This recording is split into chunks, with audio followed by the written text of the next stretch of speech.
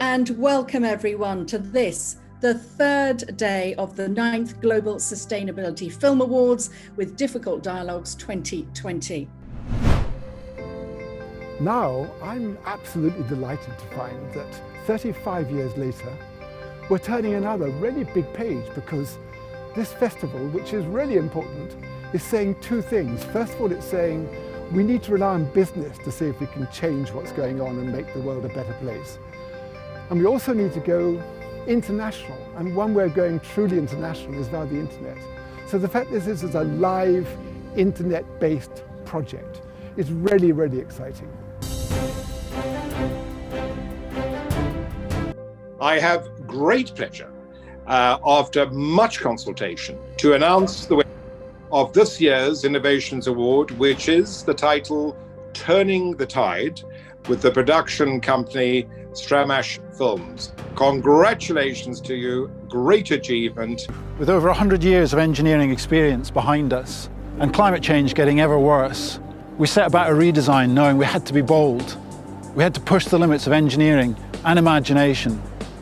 Through that, we came up with the O2. So the principles of the technology are really simple. We have a main tube structure that acts as our hull, floating on the surface, and that's moored with an anchoring system. And inside there, we have a lot of the power equipment and electrical control stuff. That can be accessed quickly and cheaply on the surface. Now, underneath the hull, we have two leg structures. At the end of each of these legs are our power generating nacelles with rotors that are capturing the energy from the tidal currents. And the clever bit of the technology is we know that we need to do servicing and maintenance on these nacelles. So when we do that, the entire leg structure is hinged so that we can bring it up to the surface to be able to get low-cost, easy access to those nacelles. This is the solution for low-cost tidal stream energy. On behalf of Orbital Marine Power and Stramash, we're delighted to be recognised for this award.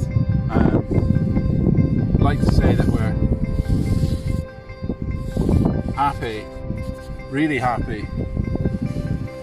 But we have to think happier, much happier.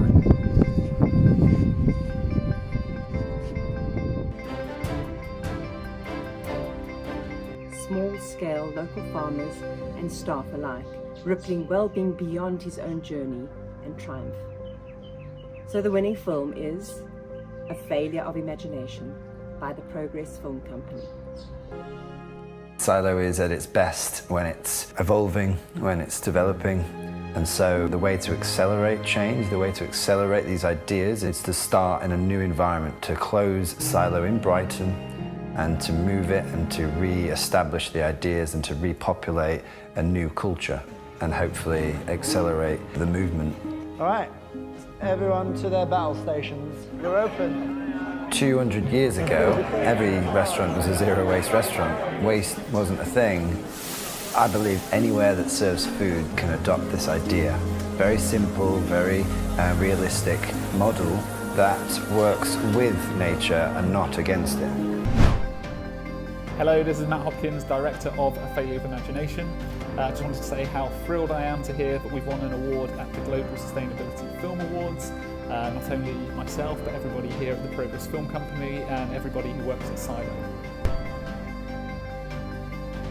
Now today, of course, is the third day of the awards week, and we have the theme New Ideas.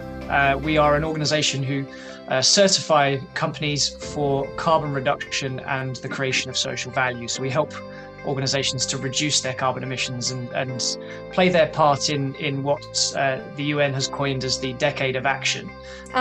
For us, sustainability means low carbon, right? So what is sustainable for us, green fintech, that we focus on the companies that can enable CO2 avoidance. So we go away from the business as usual predicated on fossil fuel. People say, let's go back to business as usual. We're not going back to business as usual. We're in fact going back to business as unusual.